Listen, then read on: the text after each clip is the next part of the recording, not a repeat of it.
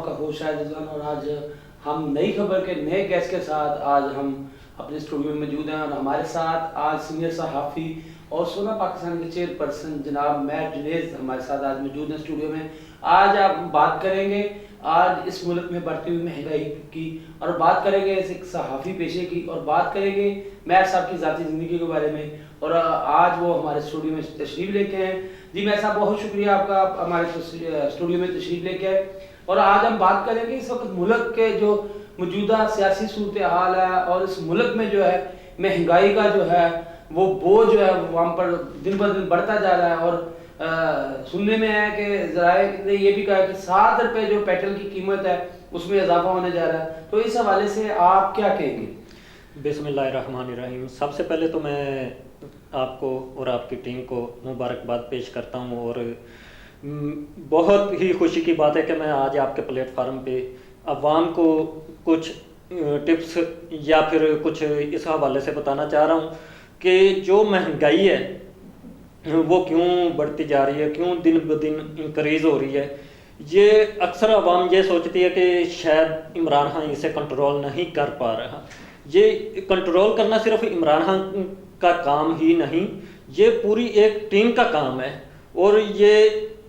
اس مہنگائی کو کنٹرول کرنے کے لیے صرف ایک ٹیم نے کام ہی نہیں کرنا، اور ان پہ کنٹرول بھی کرنے کی ضرورت ہے۔ تو یہ جس طرح عالمی منڈی میں قیمتیں دن بدن انکریز ہو رہی ہیں، کرونا کی وبا آپ کے سامنے ہے جس نے بہت ساری فیلڈ میں اپنا اثر و رسوخ دکھایا ہے، اسی وجہ سے یہ مہنگائی پہ بھی اثر انداز ہوئے ہیں، ساری چیزوں کی قیمتیں بھی انکریز ہوئی ہیں۔ تو جو پٹرول کی قیمت ہے وہ عالمی منڈی میں اس ٹائم بڑھ چکی ہے، تو ساتھ ساتھ یہ پاکستان میں بھی بڑھ رہی ہیں، جو ابھی افواہ گردش کر رہی ہے کہ 120 روپے پہ پٹرول کی قیمت پہنچے گی، تو یہ ابھی صرف افواہ ہے۔ کل انشاءاللہ 28 فروری آ رہا ہے، اور 1 مارچ کی ابتدا ہوگی، سٹارٹنگ ہوگی، تو پھر دیکھتے ہیں اس پہ پرائم منسٹر کیا اسے مسترد کرتے ہیں، یا پھر اسے ایگری کر کے تو اسے دوبارہ سے امپلیمنٹ کروانے کی کوشش کرتے ہیں۔ آپ نے دیکھا ہوگا کہ سٹارٹنگ پہ جب یہ پی ٹی آئی کی حکومت آئی تھی تو انہوں نے پٹرول کو اتنا بڑا جمپ دے کر ریوائز کیا تھا، 80 روپے پہ لے کر آئے تھے، 75 پہ لے کر آئے تھے، تو ایک ہمارے یہاں پہ بہت بڑا مافیا اس وقت راج کر رہا ہے۔ مافیا، آپ نے کہا کہ مافیا راج کر رہا ہے، تو مافیا کس ٹیم کا حصہ ہے؟ کون سا ایسا مافیا ہے جو ملک کی مہنگائی میں بڑھنے میں ان کا ساتھ دے رہا ہے، اور خان صاحب اس پہ خاموش ہیں؟ مافیا دیکھیں جی، وہ مختلف کیٹیگریز میں مختلف طریقے سے اثر انداز ہوتے رہتے ہیں۔ یہ میں حالیہ جو بحران چل رہا ہے، جو ابھی آپ پٹرول کی بات کی، اسی پہ بات کر رہا تھا، دوبارہ سے پھر میں وہی بات رپیٹ کرنا چاہوں گا کہ دیکھیں جس طرح پٹرول کی قیمتیں ڈکریز ہوئیں، وہ لو ریٹ پہ گورنمنٹ نے عوام کو ریلیف دینے کی کوشش کی، تو اسے مافیا نے ریجیکٹ کر دیا۔ مافیا نے کہا کہ ہم اتنے لو ریٹ پہ نہیں دے سکتے، اگر وہ سارا ریلیف ملنا تھا تو ڈائریکٹ عوام کو ملنا تھا، اس میں گورنمنٹ کا کوئی بھی ایسا ڈائریکٹ انوالومنٹ نہیں ہے کہ وہ گورنمنٹ کو کوئی بینیفٹ ہوگا۔ تو یہی اسی طرح مختلف کیٹیگریز ہیں مافیاز کی، ہر مارکیٹ کے اندر مافیا بیٹھا ہے، جس بھی آپ لائن میں جس بھی شعبے میں چلے جائیں وہاں پہ مافیا اثر انداز ہے۔ یہ پچھلے کوئی 70 سال سے یہی روٹین چل رہی ہے، ایک پارٹی جاتی ہے دوسری آ جاتی ہے، دوسری پارٹی اگر جاتی ہے تیسری پارٹی کی باری آ جاتی ہے، تو یہ ساری پارٹیوں نے اپنی باریاں لگائی ہوئی ہیں، اور انہیں پتہ ہے کہ یہ پی ٹی آئی جس طرح ابھی ان کا فوکس ہے، یا جس طرح یہ امپلیمنٹ کرنے کی کوشش کر رہے ہیں، جو ہمارے مختلف بروکر بیٹھے ہیں وہ اگر اس طرح امپلیمنٹ نہیں ہونے دیتے تو اس میں انہی کی ہی اسٹرگل ہے، اسی مافیاز نے ہی یہ سارا کنٹرول کر کے رکھا ہوا ہے۔ تو یہ ڈائریکٹ میرے مطابق تو بلیم گورنمنٹ پہ آ رہا ہے، لیکن اصل جو عوام کا خون نچوڑ رہا ہے وہ صرف یہ مافیا نچوڑ رہا ہے۔ دیکھیں آپ نے کہا کہ میرے مطابق جو حکومت ہے اس کا جو ہے مہنگائی کے ساتھ کوئی سروکار نہیں ہے. بیسیکلی جو مافیا اگر یہ قیمتیں بڑھانے میں, مہنگائی بڑھانے میں اگر اپنا کام سر انجام دے دی تو کس کا کام ان کو روکنا؟ حکومت کا کام ہے. میں صاحب یہ جو مافیا ہوتا ہے نا یہ حکومت کو پیروکار ہوتا ہے. یہ حکومت جی میں یہاں پہ سوری ٹو سے آپ کی بات کٹ کی میں نے. یہ ابھی پچھلے دنوں آپ نے دیکھا ہوگا کہ مارکیٹ کمیٹیاں تحلیل کر دی گئی تھی, لیکن وہی مارکیٹ کمیٹیاں جو آئے دن, اب آپ ایک سمپل سی مثال لے لیں, آپ بازار جاتے ہیں, لوکل کوئی پرچیزنگ کرنے کے لیے جاتے ہیں تو وہ 7 گالیاں گورنمنٹ کو نکالتے ہیں, اور اگر ریٹ کہیں پہ 3 روپے انکریز ہوا ہے تو وہ 10 روپے اپنے وہاں پہ انکریز کر کے اور ساتھ میں بیٹھے ہوتے ہیں. 3 روپے تو چلے جو بھی مارکیٹ کا ریٹ انکریز ہوا ہے, 10 روپے جب وہ مافیا اپنا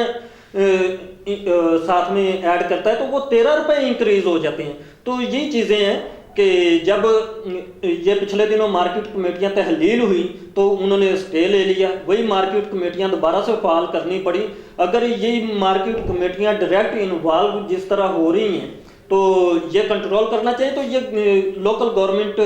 کے ساتھ مل کر یہی مارکیٹ کمیٹیاں ان قیمتوں کو کنٹرول کر سکتی ہیں. ایک سمپل سی مثال ہے کہ آپ صبح روزانہ سبزی منڈی میں چیزیں فروخت ہوتی ہیں, ان کی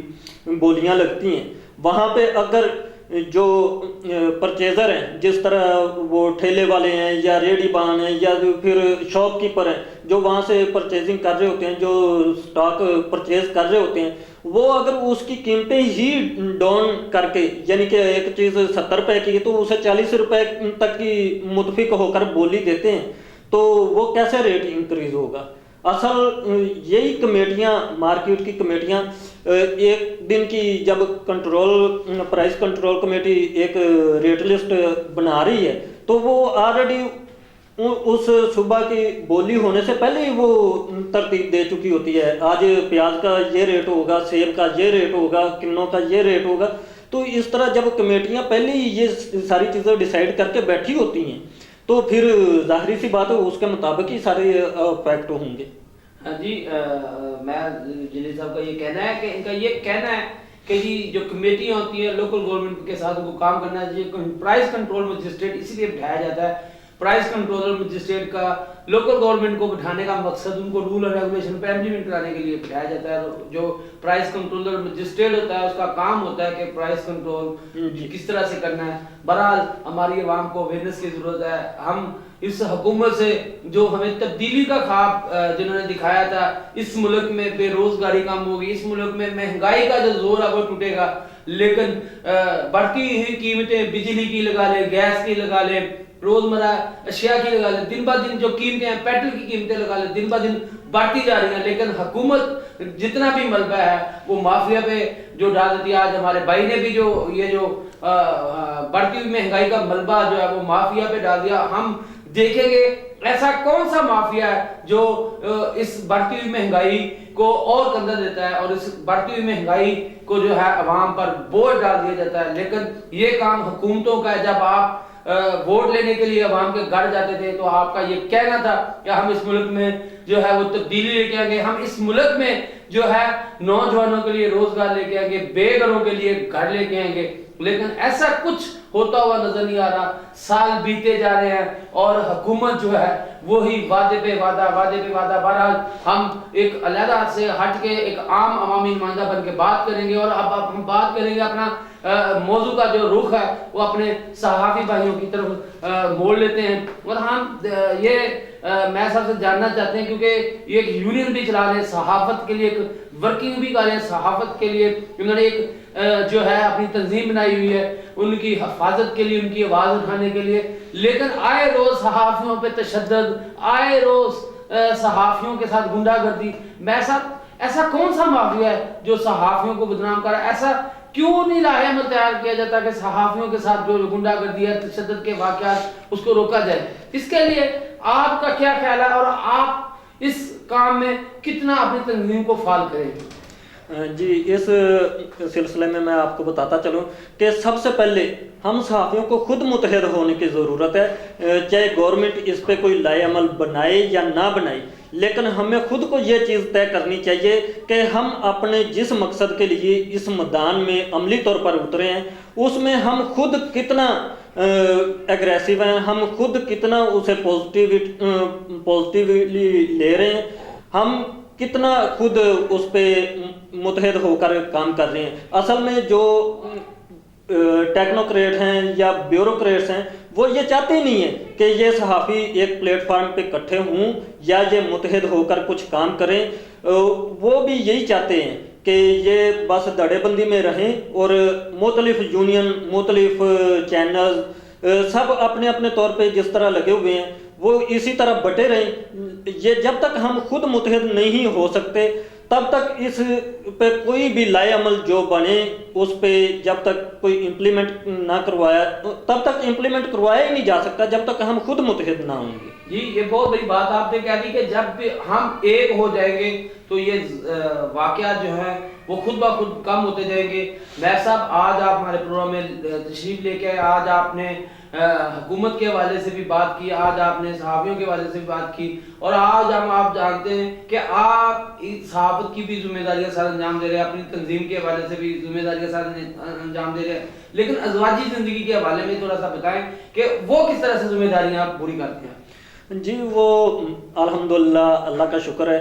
وہ تو ایک روٹین کا حصہ ہے۔ میں اگر جرنلسٹ ہوں یا یونین چلا رہا ہوں تو یہ میرے لیے کوئی ایک علیحدہ سے یا الگ ایشو نہیں ہے، یہ تقریباً ہر مرد کے لیے جو اس دواجی زندگی ہے یا جو گھریلو معاملات ہیں وہ سب نے فیس کرنے ہوتے ہیں۔ تو الحمدللہ اللہ پاک کا شکر ہے وہ بھی ساتھ ساتھ چل رہے ہیں، بزنس بھی چل رہا ہے، یہ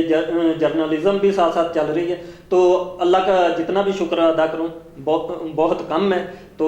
ماشاءاللہ اچھے طریقے سے چل رہی ہے۔ جی میں صاحب کا یہ کہنا تھا کہ ازواجی زندگی بھی ساتھ ساتھ اسی طرح مینیج کرتا ہوں جس طرح سے اپنی یونین کو، اپنی صحافت کو مینیج کر رہا ہوں، اور حکومت کے بارے میں ان کا یہ کہنا تھا کہ مافیا جو ہوتا ہے وہ جو ہے وہ حکومت کو کام نہیں کرنے دیتا، لیکن اصل میں حکومت کا کام ہے اس مافیا کو ختم کرنا، نہ کہ مافیا جو ہے حکومت کو ختم کرے۔ لیکن ہماری دعا ہے کہ جو ہمارے وزیر اعظم پاکستان عمران خان صاحب ہیں، ہمارے وزیر اعلیٰ پنجاب عثمان بزدار صاحب ہیں، عوام ان سے بہت ساری